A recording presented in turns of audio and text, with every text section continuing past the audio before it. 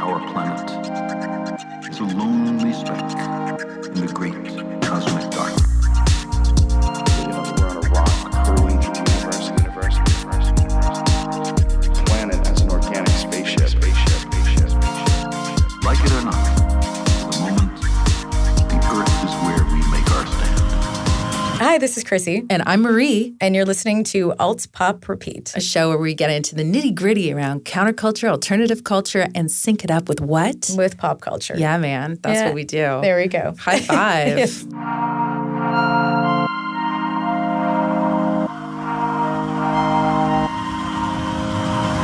Merry Christmas. Happy solstice. Well, isn't there pretty much like 10 or 11 religions technically that celebrate some holiday During December? during December, right? 100%. So that's why you have to say happy holidays, because there's just so many. Yeah. I mean, you say happy holidays because you want to be inclusive. You want everyone to feel the depth of season's tidings. Like, you want everyone to feel those warm fuzzies. Like, oh, you care. You're thinking of me. That's why. Some people don't want to impose their religious beliefs on others. So it's a nice little end of, but happy solstice also works because solstice is also the shortest day of the year. Solstice is for everyone. Solstice is forever. Festivus is also for everyone. Right? Festivus for the rest of us. That's what it should be. It's, that actually is what I subscribe to in holidays, is Festivus. So we should segue. Who is our guest today, Marie? What out of that? Oh my gosh. So our guest is Zane Caplansky, Zane Caplansky is like the guy in terms of everyone's fave dude in food, at least in Canada and especially in Toronto. And he created a deli called Caplansky's. And Caplansky's just kind of descended into this insane fandom. He has appeared on Food Network in Canada and the States. He has been the host of shows like Donut Showdown and Food Truck. There's a food truck show. He's done so many different things. For 6 years, he had Let's Eat on CFRB. He's also appeared on You Gotta Eat Here, Street Eats, Restaurant Takeover. Yeah. He's been a judge, like you said, on Donut Showdown, season 1 and 2. He's been on so many things. So many things. And the thing is like that, the reason why he's on so many things is that everybody loves Zane. He's such a likable and nice guy. He's smart. He's just a down guy. Like, you want to be his friend. And he has also makes really great smoked meat. He does. Right. If you haven't figured out, our show is about food, and we're talking about foodies. Yum. Let's eat! Yum, yum. Yum. So I say, let's roll into Zane's interview. Sure. And in the end, we sync it up. Sync it up.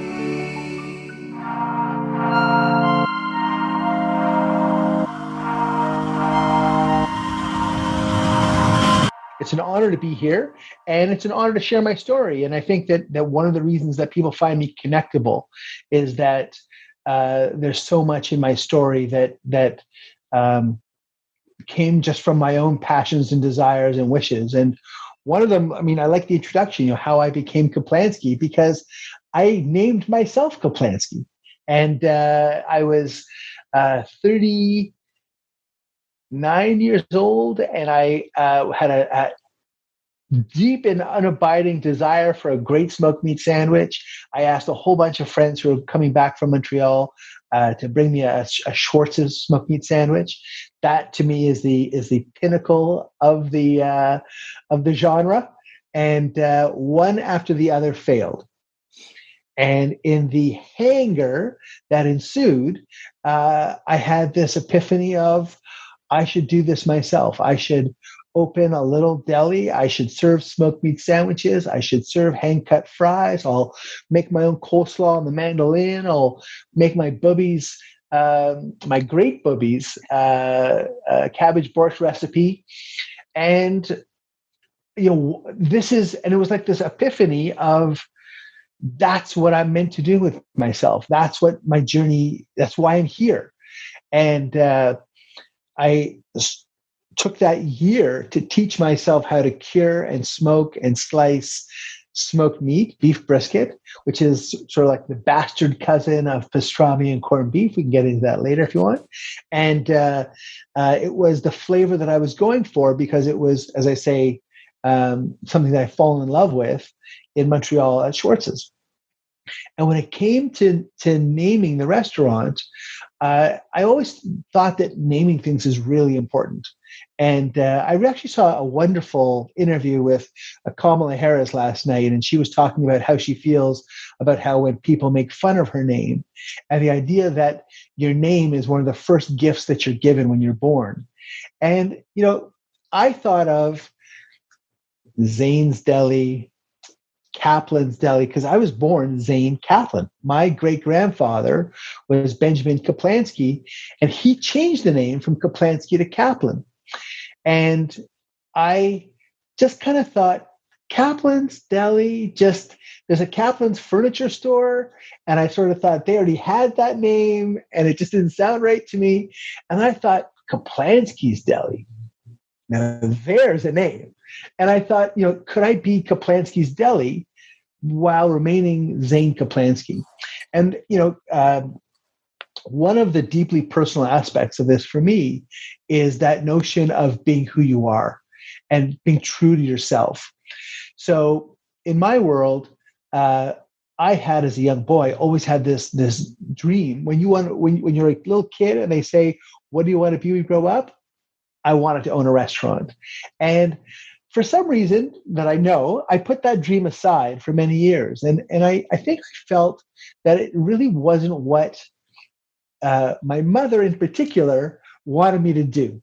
And so to try and make my mom happy, I tried to do all kinds of other things. I didn't make myself happy. I got married and divorced quickly and had all kinds of other false starts in my life. And when I thought about why my great-grandfather would have changed the name from Kaplansky to Kaplan, I thought he must have done it just to try and fit in with Toronto society. Be Yiddish, look British. And he wore a wool suit with a straw bowler and looked very much a Toronto gentleman. But there's no mistaking the guy is a Jew. I mean, it's just like, it's there. And for me to change my name back to the original Kaplansky name, it was a way of reclaiming who I am, of saying, I'm Zane Kaplansky, and I don't need to fit in because I fit in already.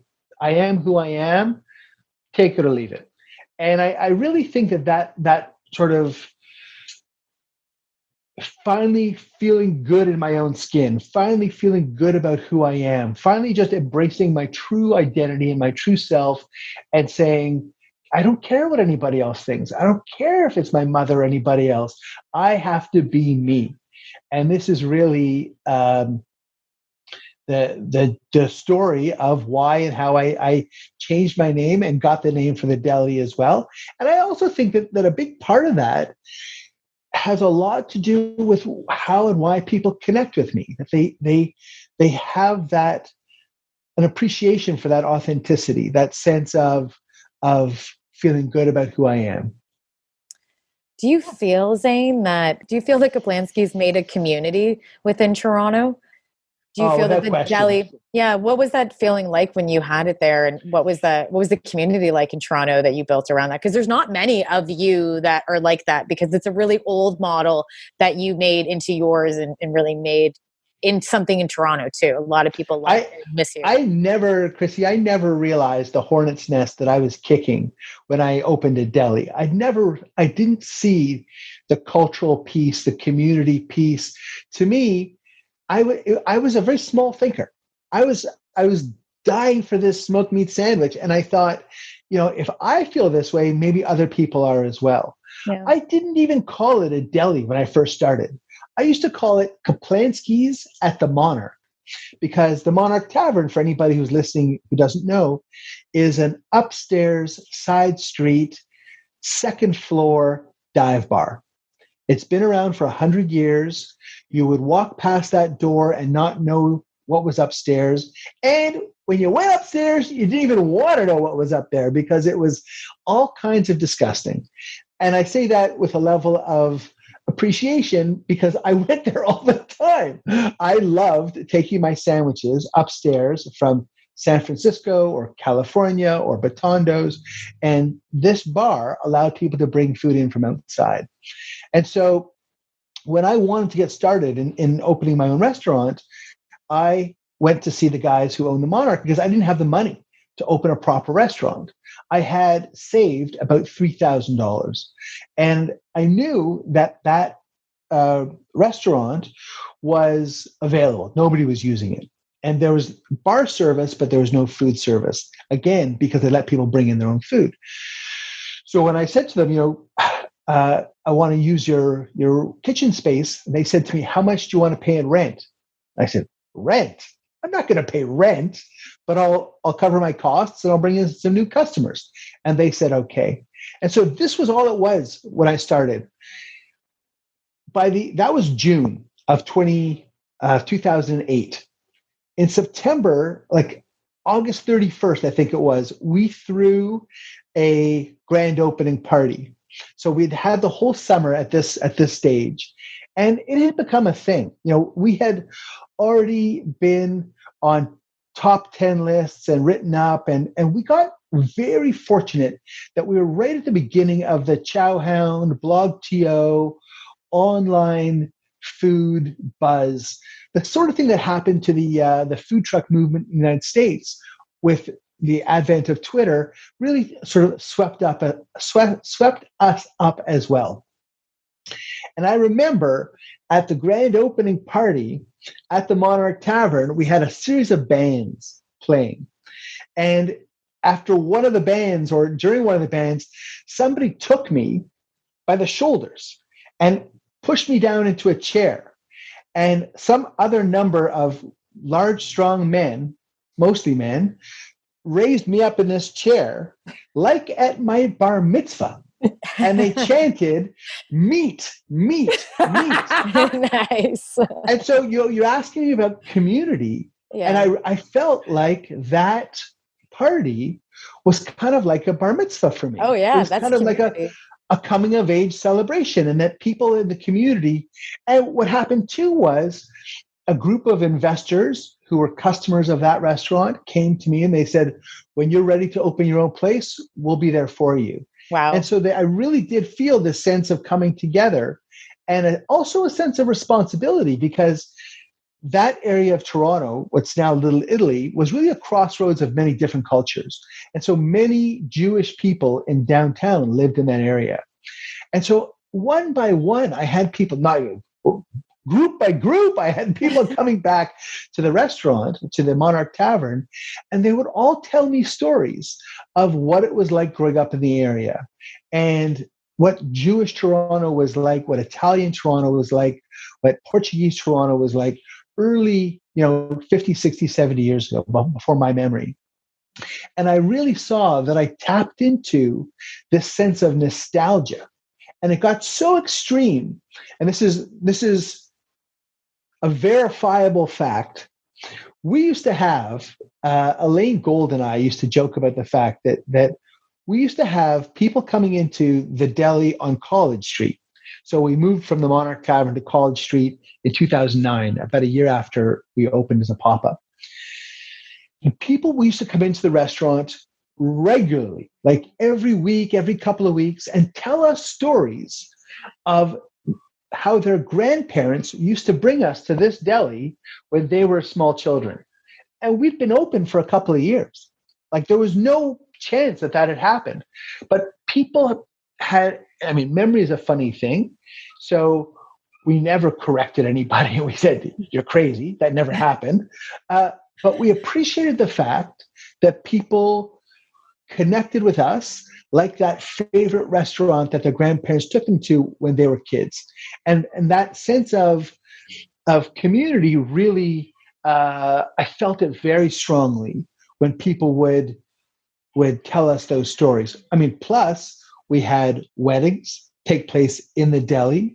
We had bar mitzvahs in the deli. We had Passover celebrations in the deli. We had Shivas that we celebrated in the deli. We had really every except for, I don't think we ever actually did a bris, a circumcision in the deli itself. We had really just about every other kind of party. And really that's what, to me, community is all about. When people celebrate, when people come together, when people associate that way. It definitely was, I have to say, like, when Caplansky's, the deli shut down, it was something that everybody was talking about it.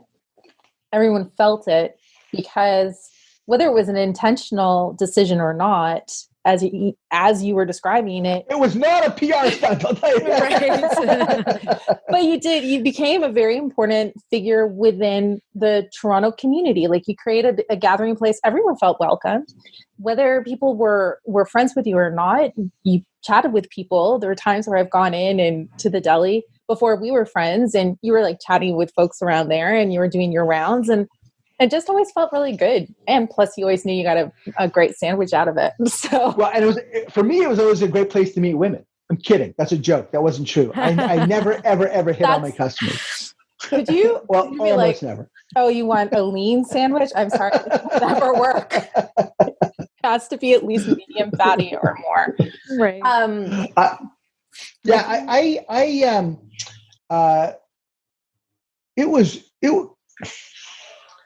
There were a few milestones for me that were real turning points. And obviously closing the restaurant in early 2018 was a huge part of that. A year and a half before, when my landlord locked me out of the restaurant, that was the beginning of the end. You know, that when somebody does something that extreme, it's very hard to walk that back. And really what he'd done was broken the trust in the relationship. But I got to see exactly what you're talking about, Marie. I got to see how people feel about me. I got to see that every TV camera, every radio station and newspaper, so many friends, so many messages, so much outpouring of support. It was, I kind of called it a living funeral. You know, that people told me how they felt about me. And it was so incredibly moving and so incredibly touching to know that I mattered to people, and that people had a very strong connection and attachment to what I did. And it made a year and a half later, when I made the decision to close the restaurant, just that much more heartbreaking, because I knew how many people I would be disappointing. And to this day, I get almost daily emails, text messages, Facebook messages from people telling me how much they miss. Yesterday, this guy, Greg, I don't know, he just sent me a message. I miss your fatty brisket. Aww. And actually what he said was, I miss you and your fatty brisket. I think he was just being nice about the you part, but it really, you don't often appreciate. There's an old Buddhist saying that you don't often get to sit under the shade of the tree that you plant. So often it's hard for people to see and know the impact that they have on other people. And I feel really lucky that I've had so many people tell me that they've been inspired by me, that they've been influenced by me, that when Stockyards Restaurant opened on St. Clair, Tom, who owns it, gave an interview, and he credited, he's following in my footsteps. I'm like, that's crazy. To me, the idea that other restaurateurs and other people who I have so much respect for, so much love for, Tom and I had worked together years before when he was a waiter and I was a cook at Lolita's Lust on the Danforth. True story. And to feel like you're, as Chrissy said, part of a community, part of something greater than yourself, really is a very powerful feeling. And to know that I created that community, and still to this day, and part of that community is really one of the best feelings of my life. Wow. When we have this culture now, Zane, that started with you, within Toronto, within Canada, and then all over North America, and then all over the world now, this foodie culture. How do you describe a foodie and what is a foodie in your terms? Because I think it might be different with everybody. So how do you describe it? I remember getting asked this question when Anthony Bourdain. By the way, I'm an obnoxious name dropper. That's okay. Go for it. Drop away. Anthony Bourdain and I Right. first met, Yeah. and at the time, I kind of I said, I don't like the term foodie because it feels like it's an us and them, or almost like an othering kind of word. I prefer the term eater because there are some people who like to eat, and there's other people who just eat because they have to. And I've always been somebody who likes to eat. But I've come to understand that the term foodie really is a slightly deeper, more involved word than just eater. That there are people who are emotionally passionate about the food and the people and the context of where they eat. That idea of context, I think, is really important to the notion of being a foodie. And it involves the people that you're with. It involves the mood that you're in. It involves what's going on up here while you're in that moment. And it's also something that really celebrates something that's, I don't want to say mundane, but everybody has to eat. This is the great common denominator of all humanity, or one of the great common denominators of all humanity. And to be able to take that fueling up act and to elevate it to a ritual, to elevate it to a celebration, to elevate it to an exultant, even like people will talk about food in an almost orgasmic way, that eating that thing made my toes curl and my eyes roll back in my head, and just, you get these very sexual images from it. And I think that being a foodie really involves all of those things. It's a celebration of that thing that all of us have to do anyway. I can see that. Yeah, for sure. I can see that too. And even words like food porn and stuff like that, they're using now to exactly describe what you said, Caplansky. Or Caplansky, oh my God, Zane. I'm going to call you by your last name now. Lots of people call it Caplansky. What's up, Caplansky? So it's going to go now. For our entire friendship, I'm just calling you Caplansky. That's cool. Newton and Caplansky. Newton and Caplansky. So how do you think foodie culture is a relatively recent development? I mean, people always enjoyed food. People would seek out food experiences, but it as this supernova of a thing really only happened, I want to say within the past, 13, 15 years even? I remember 20 plus years ago, friends of mine used to come to my house and look at my credit card bills to discover new restaurants. That was the original Yelp right there. And really, though, it was, I think, social media that has taken that notion of where people are eating and what people are eating, the fact that we all have smartphones that we take pictures with and can post them very easily. Social media, and this, I'm not breaking any ground here, is a form of performance art. And to be able to show people, to be able to gloat, to be able to hold up that thing to the camera lens, to really make it look just so mouthwatering, and to give other people a reaction, to get a reaction from them, is, I think, what's really taken exactly what you're saying, Marie, that foodie culture of, there's always been people who appreciate wines. There's always been people who love to cook. But social media has really democratized. I remember when Claudio Aprile, I think it was when he first opened Origin restaurant on King Street, tried to ban people from taking pictures of their food. For a chef, the idea that you serve people this food that you've worked so hard on, and that they're taking out their cameras and taking pictures of it. I imagine, 2 or 3 years ago, I had a pop-up restaurant in Yorkdale Mall, and we had one of those really kind of over-the-top chimney stacks, cone ice cream vendors next to us. And people would line up to buy these ridiculous, I mean, they're beautiful ice cream cones with chocolate syrup and sprinkles and fruit and all the stuff on it.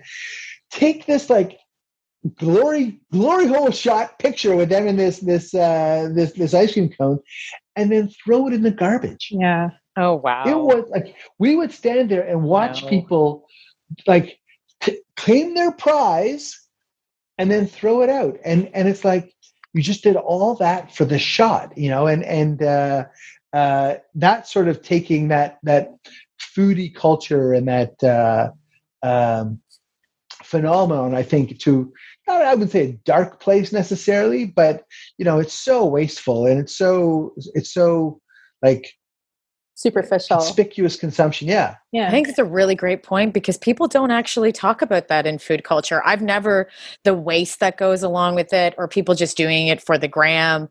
I think it's a really important piece to put because you can be a foodie, but you can also be a mindful foodie as well too, and realize what you're putting in your body, but also and how you are consuming food and what you're doing with it after. It makes a lot of sense. I would say it does. I mean, yeah, I would say that those people who are just taking pictures of the food arguably are not foodies, that they just simply are kind of like wannabes. Foodies, well, right?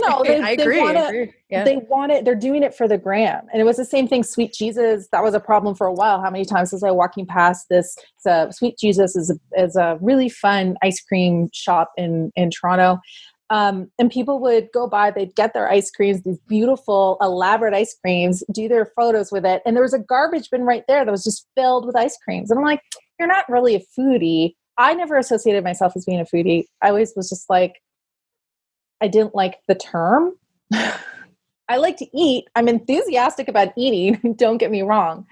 But I always thought it was a little bit of a derogatory term in a way. I was I thought that my interest in eating was like a little bit more cultural as opposed to it being, I guess, a gastronome. Maybe I would call myself a gastronome. It's funny. Somebody told me a joke the other day. How do you know if somebody's a vegan from Vancouver? How? Oh, they'll tell you. and I think it's the same with being a foodie. Foodies tend to self-identify and they'll say like, oh, we're foodies. As in, we have a higher level of appreciation for food. And Maria, I've always self-identified, as I said at the beginning, the same way that you do. I see myself as an eater. I see myself as somebody who really appreciates food. There's no snobbishness with me when it comes to food. There's nothing, flavor and enjoyment are really what it's all about. It doesn't matter how highbrow or lowbrow it can be. Enjoying a bucket of popcorn and a bowl full of nibs during a movie or whenever you want to enjoy them is, just as satisfying as any foie gras or any, fancy dinner that a person could go to. And the idea of being a foodie to me has always, as I said before, had a sense of othering about it, that it's not, you do it to try and impress people, to try and set yourself apart from people, as opposed to being just somebody who appreciates food and somebody who enjoys eating food. So I don't love the term myself, but I do think that the gram and the whole social media experience has been something that has really brought this to mass universal appeal. And even, talking about the dark side of food, one of the people, I was on a show called Guy's Big Project. Guy's Big Project. I'm sorry. I've been on so many TV shows, I couldn't remember. Can't remember it. So popular. So popular. Can you get my agent on the phone, please? Yeah, exactly. Guy's Big Project. And one of I the need to other call Top Chef right now. Right. who hosted it? What was his name? It's Guy something. And actually, I'm a huge fan of Guy's, and I love the fact that he's been incredibly good to me I was on Triple D, I was on Triple G, I was a judge on Triple G. I've been on the show a few times now, but I was a cast member on Guy's Big Project. And one of the other cast members after the show has become a very big YouTube star through, I think it's called ASMR. Yep. Are you familiar with this? Yep. Like the sound of eating? Autonomous sensory meridian response, ASMR. Duh. Right. We all should know that. Yeah. Right. Autonomous. Right, exactly. That's a good trivia question. That's a good. It's really audio. Is. It's audio porn for your ears. That's really what it is. It's audio porn. It is. Yeah. So cast. It's crazy. A cast member went and did audio porn. And that's one of the other cast members sort of said, "Hey, did you see what Lindsay's doing?" And I kind of I don't get it. I don't get the pleasure that people derive out of watching and listening to people eat. Chrissy alluded during the top of the show or before we went live about my radio show, and it was called Let's Eat. And so people would say to me, like, do you eat food on the radio? I'm like, that's gross. Like the sounds that people make while they eat, to me, are not pleasurable sounds. So amplifying and isolating those sounds and watching people eat specialized things, or it's not, to me, it's a very strange culture, but it's huge. She's got millions of followers, and it's it's an extraordinary it's huge. Niche or subgenre of the whole foodie world that exists out there. Do you think that foodie and foodieism is more of a North American culture, because around the world, like food and culture, food and family, food and social events are very much more social, like a bit more intertwined? Like it's always been associated, like the Italian Sunday dinner, or oh my gosh, like any night, like everybody in France, for every meal, or regular any night of the week. If you're Arab, you're just like, oh, someone's coming over, great, let's make a whole spread. Chrissy's experienced that firsthand. Oh my gosh, Marie's spreads are amazing. They are the best. You have every single thing that a taste bud would want.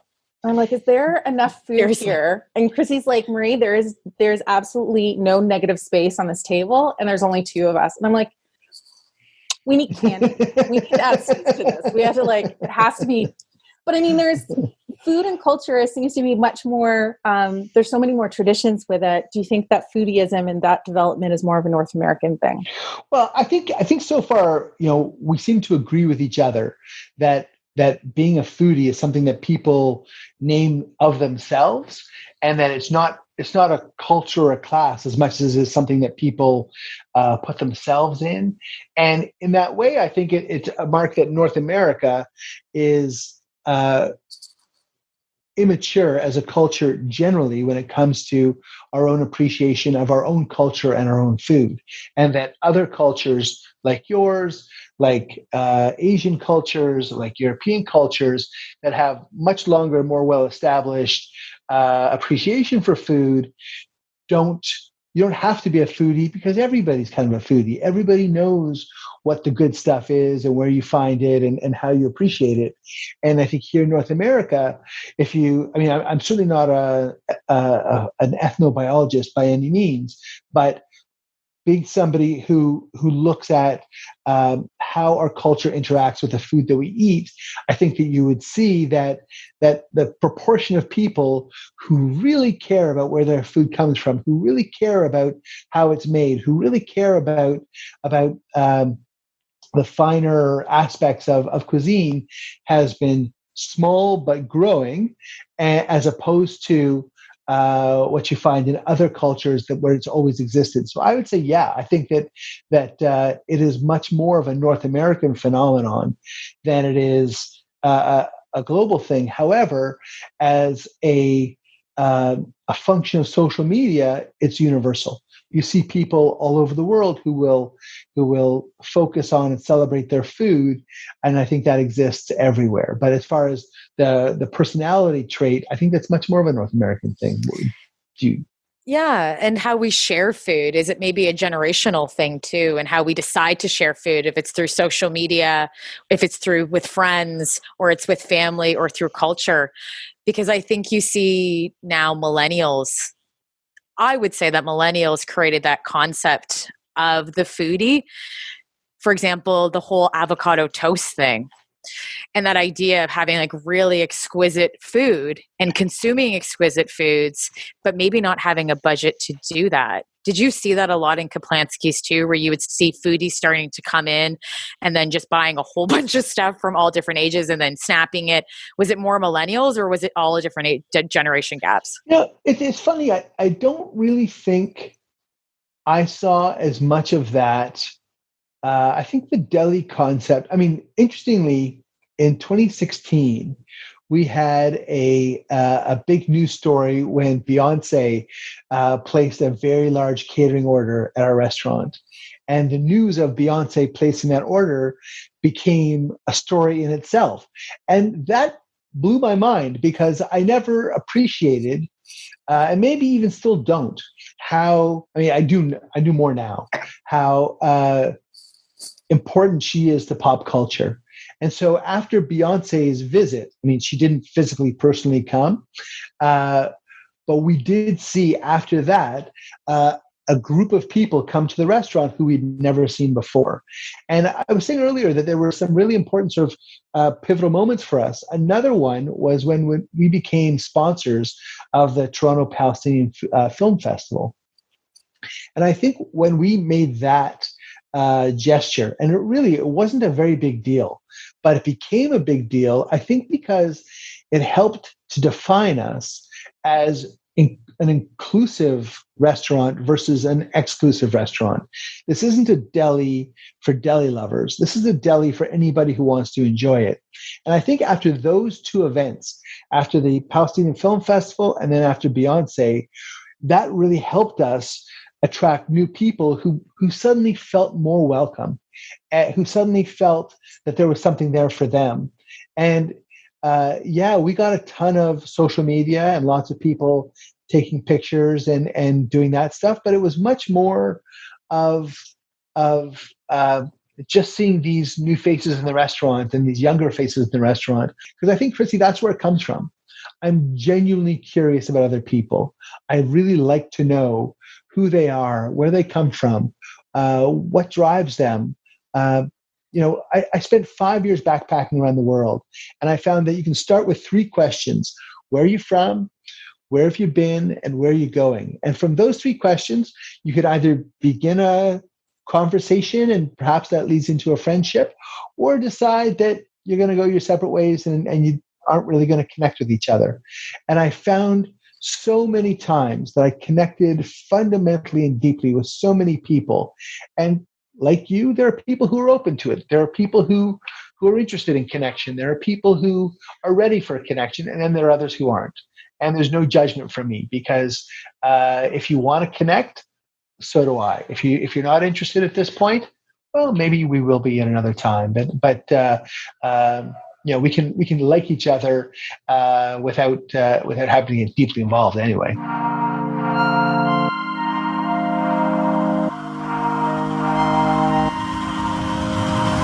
So, in your words, Marie, what is a foodie? Who is a foodie? What does foodie mean? This is a very good question. Who is a foodie and what does being a foodie mean?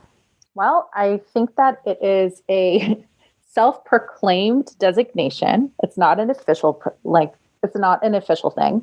And generally, I think foodies are individuals who really enjoy eating. They love the experience of going to restaurants. They love being a bit of a critic, gathering knowledge about food and the stories that are associated with food. And I also think that foodies can be a little elitist at times. Personally, that's just what I think. Yeah, I would agree with that too. It's a subculture It's not a counterculture in any form. It's a subculture. So we should define that. I agree. But it's people that have a hobby and passion about food. Obviously, we need food to eat to survive and live, but people take it to another level. And I would agree that sometimes it's elitist because you have other groups too. Like sometimes you get sommeliers and wine people that are very elitist in it. So I think being a foodie is for sure something that it's a cultural thing.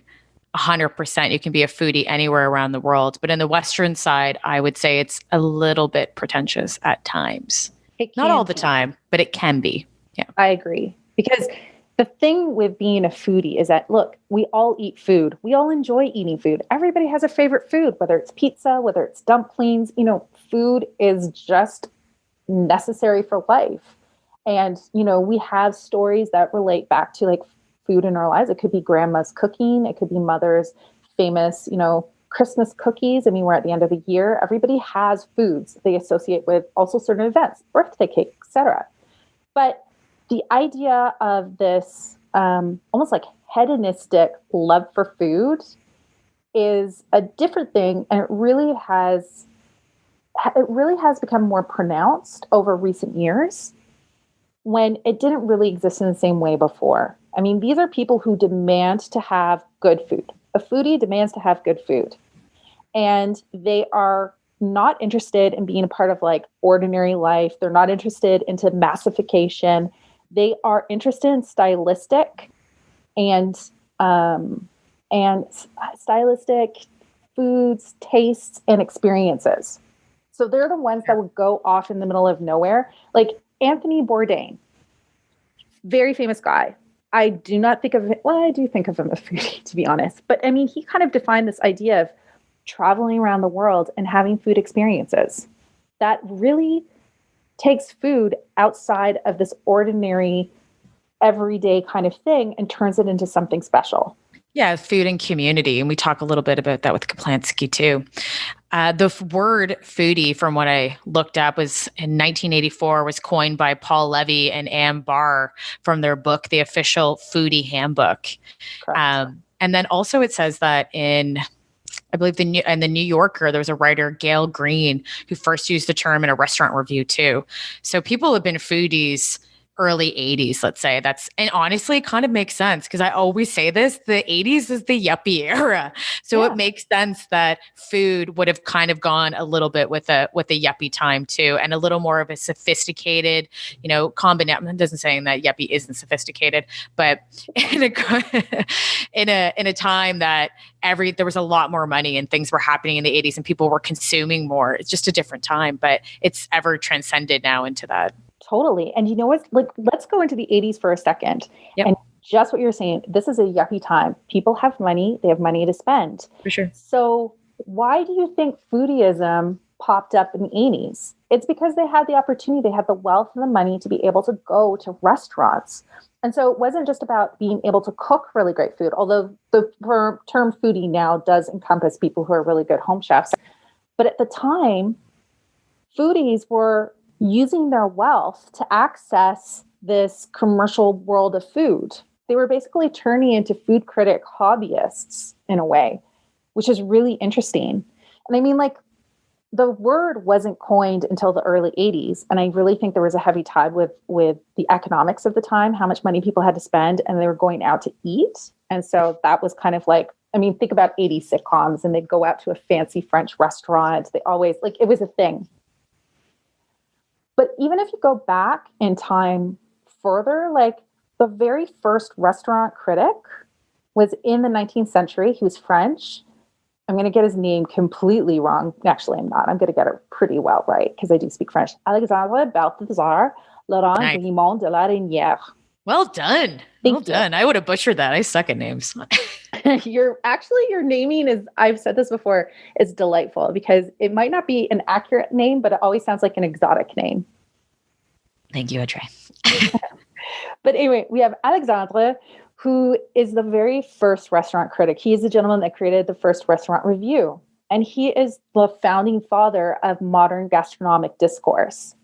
And so he created something called the Almanach des Gourmands. And he he created all of the rules that restaurant reviewers adhere by, which is, going in incognito. You just must be anonymous when you go to review a restaurant. You ideally should go after a few months after a restaurant opens, et cetera, et cetera. The other thing about this is why he became a restaurant reviewer in the first place. And it was because of his love for food and the growing influence of new restaurants that were opening. He also had a group of 17 friends, also who classified themselves as gourmands, and they met weekly just to taste food and rate restaurants. So I would say that this concept of foodie might not be as widespread as it is now, but I mean, let's start. I would say that the first sync historically would be going back to the 19th century and between like the early 1800s, where you have Alexandre, his almanac, and his 17 friends who are getting together and having delicious little victuals and conversations. And the whole entire world of food critics and food reviews are based upon our foodie forefathers. Nice. There you go. Foodie so that's the earliest thing. Look at that term. That's Marie coined, the foodie forefathers. But sure, it was super privileged. Back then, you'd have to be very privileged to have that diverse type of food that you were able to consume. Sure. But now we fast forward and where we see a lot of food culture and where I would say it popularized, mainly where we saw it in the mainstream, has now been TV shows. So the first cooking show was aired on the BBC on January 21st in 1937. And I'm going to butcher this name, Michel Boustine. That sounds good to me. Thank you. Was a cook. And the first thing he did was we prepared an omelet in 15 minutes on a program. And it was called Cook's Night Out was the program. So yeah, like that's the first cooking show. And then now where we move into is the Food Network. Dude, the Food Network is exploded. It came on, that happened. You always had celebrity chefs in one way or another, right? We had, as you said, Boustine in the first one on the BBC. We had Julia Child, who was absolutely wonderful. And then PBS. I mean, a shout out to the public broadcaster in the States. I mean, this is anecdotal, but when I was a kid, every Sunday, there would be a series of food shows and I would just watch them like Saturday morning cartoons, one after the other. There was Graham Cara, there was Julia Child, and I learned a lot. But then come 1993, the Food Network came on board and it changed the way that we accessed food and cooking forever. And for sure. That is, I mean, the most modern sync as far as when did the subculture of foodies become this phenomenon?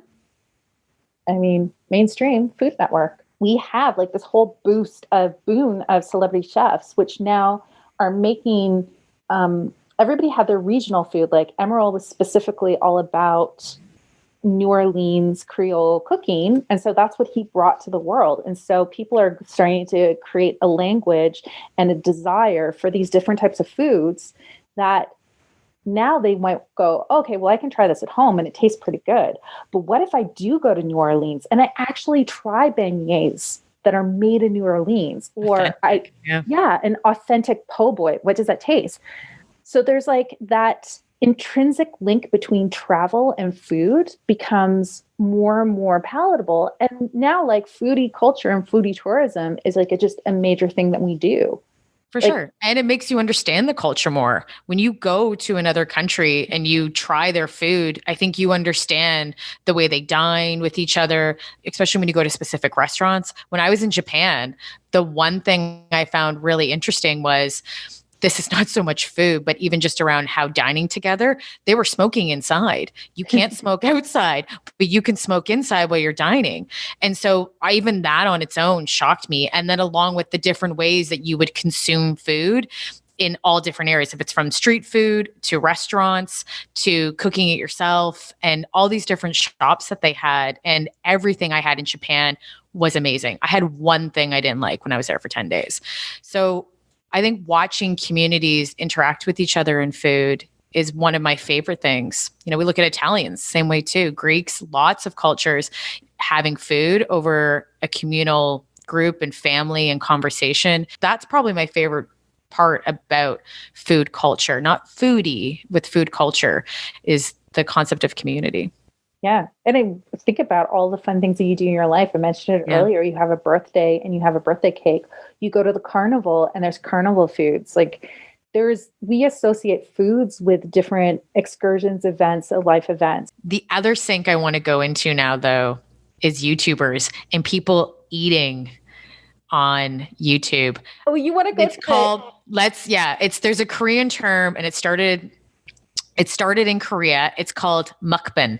It's people eating on food. Muk means eating, and bang, I'm probably killing this term, but muk means eating. Bang means broadcast. So eating broadcast. So I want to pop in a clip from popular YouTuber Bethany Gaskin, aka Blove, where she talks about the money that she makes off her YouTube channel doing mukbang, and then also the people that have attracted and watch her on this YouTube channel.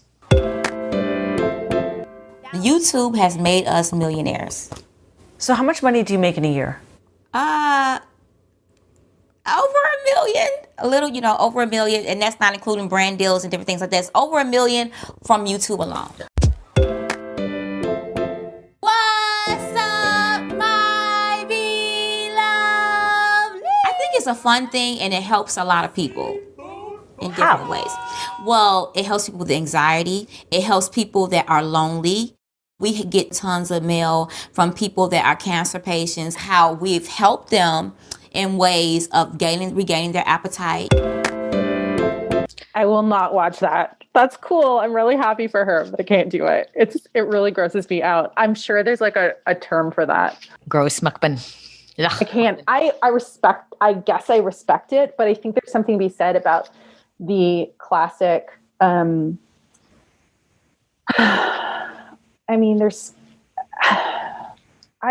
feel like that it's a very like sexual thing.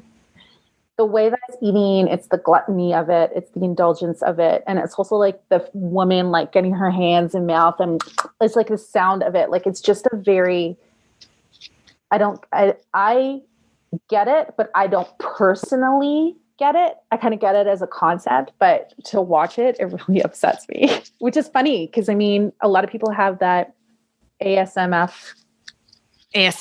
concept. Yeah, I think it's in the same realm as that too, because I can't watch it either. It doesn't make me sick. I just don't find it appealing, and I don't understand it. But for some people, it might relieve anxiety.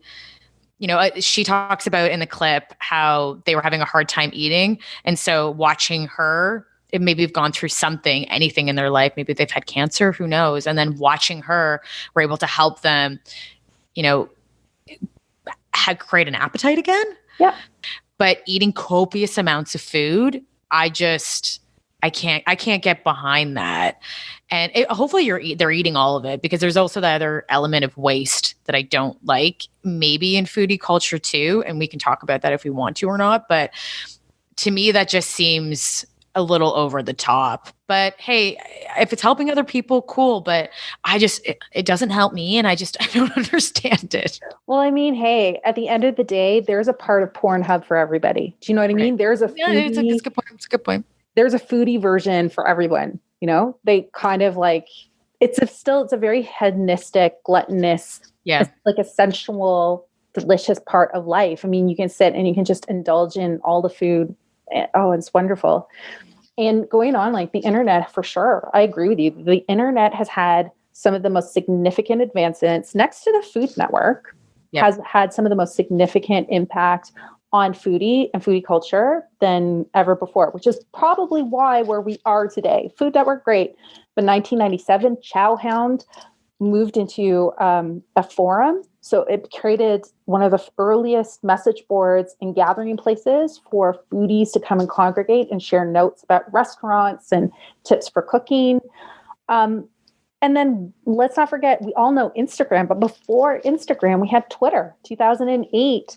The earliest Foodstagram, we'll call it that, the earliest instance of like that sharing what you're eating on a social network. I was able to bring it back to 2008 with a famous, apparently this guy's name is Roy Choi, and he launched his famous Kogi truck in 2008, which was selling Korean Mexican fusion tacos, and the key to his success was Twitter. So he promoted it by promoting his food truck on Twitter, spread the word across LA, posted pictures, encouraged other people to do so, and really just created a whole... It's just smart marketing. It is smart marketing. And what we know today as being something that is so ingrained in our food culture and what we do on a day-to-day basis. Like, I'm a part of a Facebook group right now where it's called What's Cooking. And all we do on it is just share pictures of what we're cooking. What are we eating today? And that's it. It's a really benign group where we just share pictures of food that we think looks great with other people who want to see that content. And that's the world. People do it on Instagram stories. What was the last thing you Instagrammed? It wasn't food, that's for sure. No, like the last food thing that you Instagrammed. Last food thing I Instagrammed was probably something that I made from Chef's Plate. And that's what we'll get into that too. I'm not like an amazing cook at all. I know how to cook and I know how to follow a recipe. And Marie and I talk about all this time because between Marie and I, Marie is the cook. She's a freaking amazing, especially at cakes. Hence the name Karma Cake. But like between the two of us, Marie is the way better cook. But besides that, for me, like I like Chef's Plate and I like those delivery services because I get a variety of different things. My lifestyle is busy. So when I get to come home and I get to pick something and pre-plan it, which I love, that's a German in me. I get to plan everything. And then I get to come home and make it and it's there. It makes it quick. I get something healthy and I also get a lot of selection. So I like these concepts now, these like delivery boxes that they have. And I think that we're probably going to progress more into that because we have different generations that aren't cooking as much. Like millennials, they're not like that whole avocado toast thing that they're spending a lot of money on food, but they're not cooking it at home. And maybe that's going to be consistent of a trend because we do so many different things in our life in a day-to-day that maybe that these, more artisanal foods are going to come out that are connected with being busy and then consuming stuff on it because you have a quick lifestyle. I have to like avocado toast with the millennials. And I have to say the other hilarious stat that came out, which was like 2016 when they were saying that the reason why like millennials don't eat cereal. Do you remember this stat? Oh yeah. The reason why. I didn't know that millennials don't. Who doesn't? Well, why don't you like cereal? Because they have to clean the bowl. There's a whole study that came out and they said, yeah, because it required to do a cleanup. So there's this convenience that we're all kind of leaning into that's happening because of these delivery services. On one hand, it's really broadening the playing field and it's providing food experiences to people who don't have the time in order to do the shopping, the planning, the cooking. Or even care. Like I love really great food. I would like to go to a really great restaurant and I appreciate food and don't like to waste food. So the one thing that I get with these boxes is there's no food waste. Going back to this artisanal concept, consumer brands have taken it and ran with it immensely because now they'll just put artisanal on anything. And I don't like that. And people are like, oh, I'm going to buy it. And then they increase it by like $10. I just think I don't like that part about food culture with consumerism because I think that you don't have to spend a lot of money to have really good food. I agree with you. Yeah. I agree with you. I think that's like, if we want to talk about trends with foodies and foodie culture, I think one of the big trends that is going to start emerging, if it hasn't already, just on account of how we lived our lives this year, is that I think that we're going to start moving away from food from just being a sensory experience or that it's an aspirational thing that's on social media.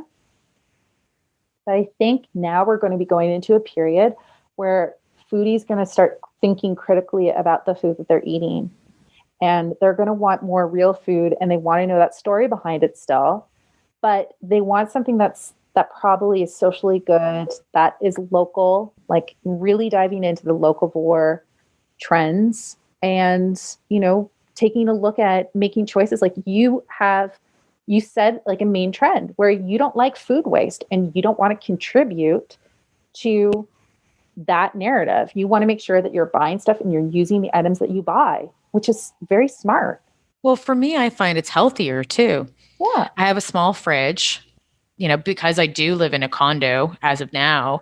So you have smaller fridges in condos, some of them, not all condos, but some. So I have a smaller fridge, but half the size of a normal fridge, but it keeps me from not overbuying food because I can't store it anywhere. So I have to use what I have. I like the idea of local too, because I have areas where I can walk around that are close to me and buy local food. I can also have the metro by me or a grocery store by me, but I can also go to somewhere that is a local butcher because I live in the city. Sometimes it doesn't work. It's more of a village concept. I like that, but I think we're moving towards that too. I do agree because we care about where food comes from, what's in our food, and how do we treat our food as well, especially what we're ingesting in our own bodies.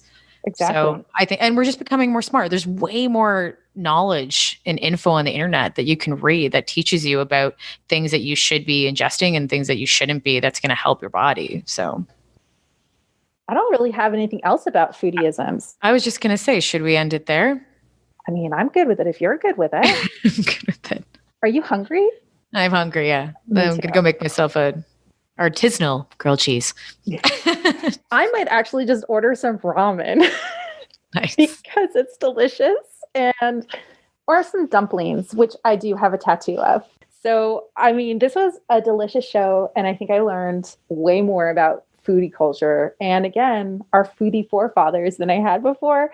So, with that being said, I want to say thank you so much to Zane Caplansky, who is our guest. And let's give a shout out. It's the end of 2020. It's the last end of our first season. So let's say what? Let's say thank you to our audio producer, Andre Prue.